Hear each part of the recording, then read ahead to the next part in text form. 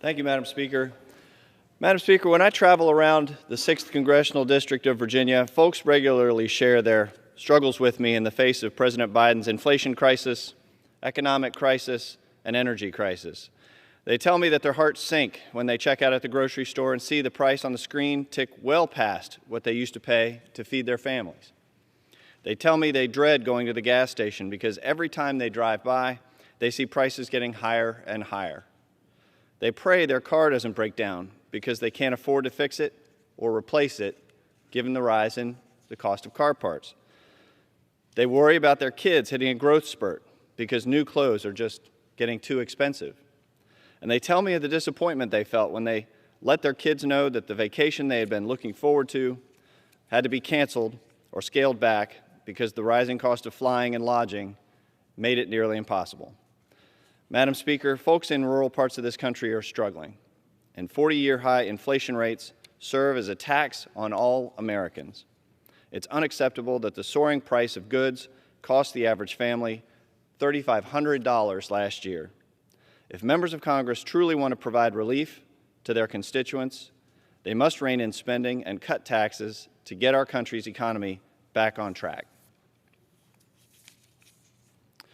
Madam Speaker, I rise today to honor the Cave Spring High School boys basketball team from Roanoke, Virginia, for winning this year's Class III state championship. Following a near-perfect season, the Cave Spring Knights were crowned sole state champions this year after being named co-winners with Lakeland in 2020 due to the COVID pandemic. From the moment last week's final tipped off against the Petersburg Crimson Wave, it was a great showing from both teams. After an impressive second-half comeback by Petersburg, Cave Spring was down by 2 with only a minute and 45 seconds left on the clock. A quick Knights basket tied the game, and the Crimson Wave took possession as the seconds passed by. But a timely steal by Cave Spring's senior guard, Owen Doyote, gave the Knights one last chance. As Doyote headed toward the basket, he was fouled, sending him to the free throw line with just 6 seconds left.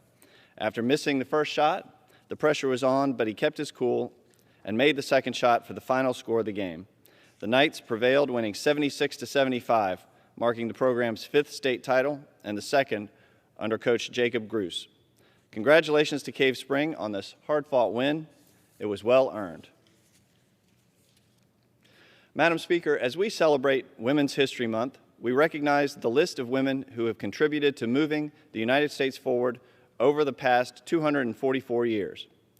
I rise today to recognize one trailblazer in particular, Virginia's current Lieutenant Governor, Winsome Sears. Born in Kingston, Jamaica, Lieutenant Governor Sears moved to the United States at the age of 6 and has since dedicated her life to serving others and her country. Outside of politics, she ran a homeless shelter, provided ministry to prisoners, and spent 3 years wearing our nation's uniform in the Marine Corps. It was also an honor to serve with Lieutenant Governor Sears in the Virginia House of Delegates. Since entering public office, Lieutenant Governor Sears has served as a presidential appointee to the United States Census Bureau, a distinguished member of the Advisory Committee on Women Veterans to the United States Secretary of Veterans Affairs, Vice President of the Virginia State Board of Education, and, as I mentioned, a delegate in the Virginia General Assembly. Upon her swearing in on January 15th of this year, she became the first female veteran to serve as Lieutenant Governor of Virginia and the first African-American woman to hold statewide office in the Commonwealth. We applaud the Lieutenant Governor's lifelong accomplishments and thank her for her service to her community, her Commonwealth, and her country. Madam Speaker, I yield back. The chair recognizes the gentleman from California.